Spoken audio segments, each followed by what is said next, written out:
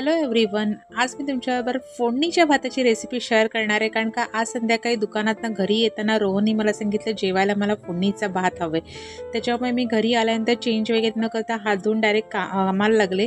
पहिला भात एकीकडे शिजायला ठेवला आणि बाकीची तयारी करायला सुरुवात केली. कारण त्याला फोडणीचा भात द्यायचा होता. जेवायला तसंही 8 वाजून गेले होते. नव्याने त्याला भूक लागलीच होती, पण म्हटलं की पटकन भात करते, आटपते आणि मग सगळ्या गोष्टींना सुरुवात करते. सुरुवातीला इथे मी एका भांड्यात तेल घेतलं. आधी एकीकडे भात ठेवला शिजायला. तेल गरम झाल्यानंतर त्याच्यामध्ये 1/4 टीस्पून जिरा, 1/4 टीस्पून मोहरी टाकून घेतले. मेजरमेंट सगळे डिस्क्रिप्शनमध्ये दिले, तुम्ही तिथे चेक करू शकताच. आणि लसणी घेतल्यात. लसूण रोहनला लसणीच्या फोडणीच्या भातामध्ये भरपूर आवडतात, म्हणून लसूण भरपूर प्रमाणात घेतले. भरपूर प्रमाणात म्हणजे साधारण एक 13-14 तरी लसणी घेतलेलेच आहेत मी. आणि ते मस्तपैकी आपण तेलावरती तडतडायला ठेवलेलं आहे. आणि तिथपर्यंत आपण कांदा चिरून घेऊया.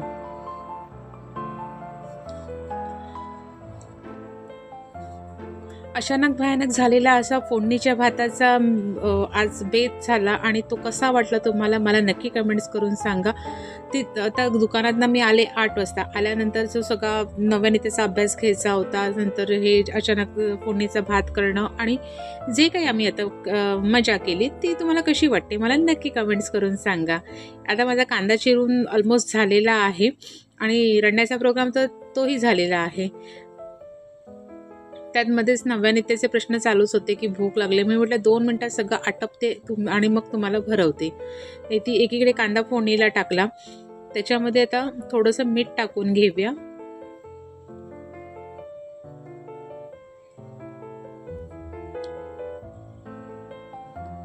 त्याच्याने कांदा लवकर शिजायला मदत होईल. अजूनपर्यंत रोहिस किचन 22ला सबस्क्राईब केलं नसेल तर लवकरात लवकर सबस्क्राईब करा. आणि कसं वाटते माझं लाईव्ह तुम्हाला मला नक्की कमेंट्स करून सांगा. ह्या रेसिपी आवडतात की नाही, माझ्या नव्या नित्यांची मजा मस्ती कशी वाटते मला नक्की कमेंट्स करून सांगा. आता त्या गॅसवरती पटापट होत नव्हतं, म्हणून मी लगेच गॅस चेंज केला आणि तिकडे ठेवलं शेकायला. कारण का मला लवकरच तो भात करायचा होता. त्याच्यामध्ये आता कांदा व्यवस्थित शिजल्यानंतर मी हळद टाकून घेतली, मसाला टाकून घेतला आणि परत एकदा सगळं ते मिक्स करून घेतलं.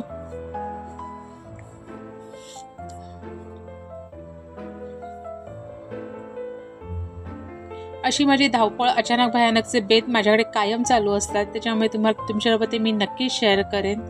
कारण कधी रोहला अचानक कोणता मूड झाला हे खाण्याचा, कोणताही पदार्थ पाहिजे असेल तर तो लगेच त्याला आवडतो आणि तो मी करते. कारण का तो एवढ्या आवडीने खाणार असतो हे मला माहिती असतं. त्याच्यामुळे त्याच्या आवडीसाठी मी लगेच कितीही कंटाळे होते पण मी ते बनवतेच.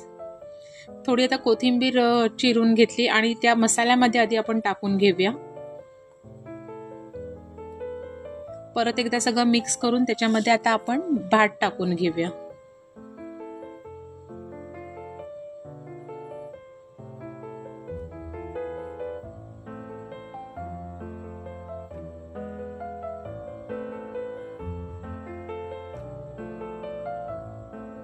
आणि सगळा व्यवस्थित मसाला आपल्या पूर्ण भाताला लागेपर्यंत छानपैकी ते आपण ढवळून घेऊया.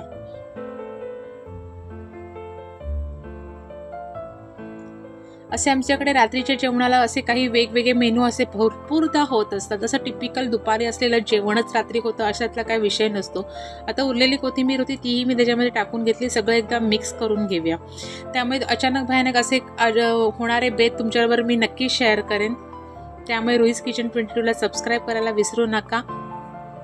आणि माझे व्हिडिओ आवडले असेल लाईक करा, शेअर करा आणि प्लीज आवडत्या व्यक्तींना शेअर करून मला कमेंटसुद्धा करा. आता भात माझा झालेला होता आणि मी पटकन सगळा ओटा आटपून घेतला आणि पहिल्यांदा मी जाऊन चेंज करून स्वतः फ्रेश झाले.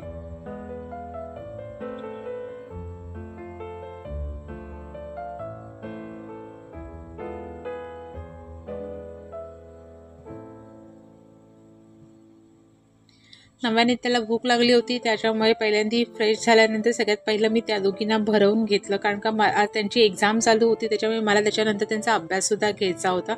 त्याच्यामुळे पहिल्यांदा त्यांना मी भरवून घेतलं. पण मध्ये नित्याचा टी व्ही चालू होतं, त्यामुळे तिला कधी किती वेळ सांगितलं खाली बस मला भरवायचं, तर ती त्या टी व्हीतच बिझी होती.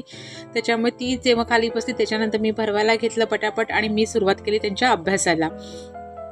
कारण सकाळी त्यांची एक्झाम होती, एक्झाम चालू झाल्यामुळे मला त्यांचा अभ्यास घ्यायचा होता आणि मी त्यांच्याकडनं व्यवस्थित पेपर सॉल्व करून घेत होते, की जे त्यांनी जे आम्हाला सॅम्पल पेपर दिलेले होते, प्रॅक्टिस पेपर दिलेले होते, ते त्यांच्या दोघींकडनं सॉल्व करून घेत ते पटापट. आणि त्यासुद्धा खूप गुड गर्लसारखे व्यवस्थित ते सगळे सॉल्व करत होते आणि पटापट सगळ्या क्वेश्चनचे आन्सर्स मला करत होते. त्याच्यामुळे मलासुद्धा खूप छान वाटत होतं, की अरे हां, करतायत मुली असं. आणि हे करण्यातच आमचा इतका टाईम चाललेला होता की मला कळलं सुद्धा नाही की 9 9:30 कधी वाजले ते.